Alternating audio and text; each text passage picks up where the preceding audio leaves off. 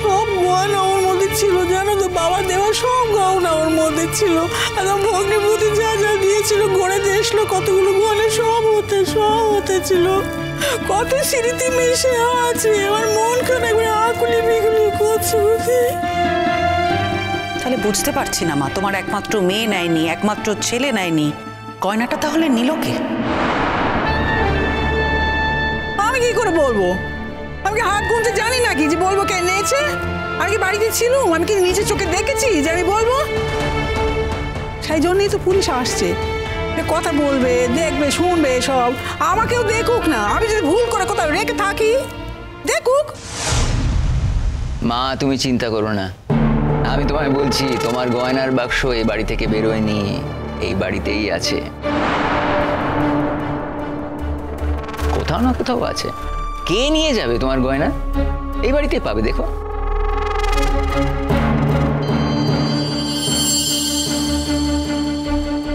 মা মা তুমি টেনশন করো না।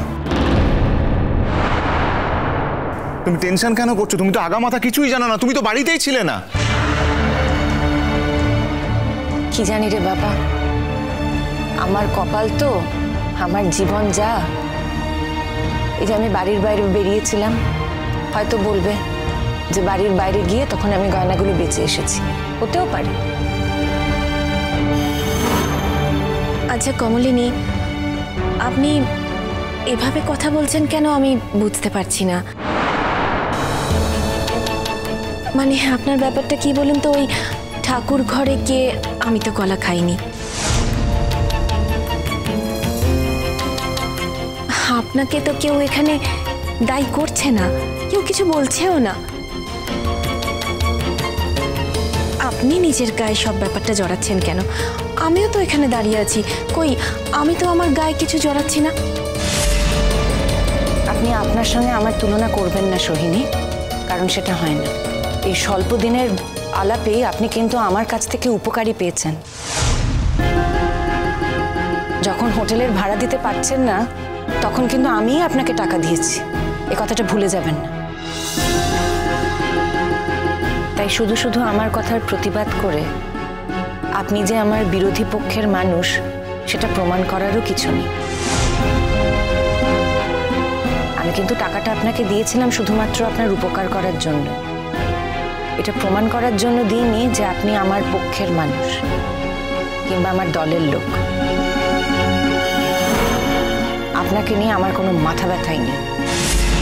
তাই শুধু শুধু আমার নাম ধরে ডেকে আমার কি বলা উচিত আর কি বলা উচিত নয় সেই নিয়ে আমাকে উপদেশ দিতে আসবেন না, আমাকে জ্ঞানও দিতে আসবেন না। অনেক মানুষ আছে যাদের জ্ঞানের দরকার আছে, আপনি বরং এই জ্ঞানগুলো তাদেরকে দিন, আমাকে নয়। আর এই কথাটাও ভুলে যাবেন না যে আপনার সঙ্গে আমার কিন্তু কোনো দেয়া নেয়া নেই। থেমে যাও না বৌদি ভাই, কাদের সঙ্গে মুখ লাগাচ্ছ তুমি? যে যেই কথা বলুক না কেন সেই কথায় তোমায় উত্তর দিতে হবে? মাথার দিব্যি দিয়েছে কেউ? একদম কথা বলতে যেও না, চুপ করে যাও একদম। চিরসখা সোম থেকে রবি প্রতিদিন রাত ৯টায় স্টার জলসায় ও জিও হটস্টারে।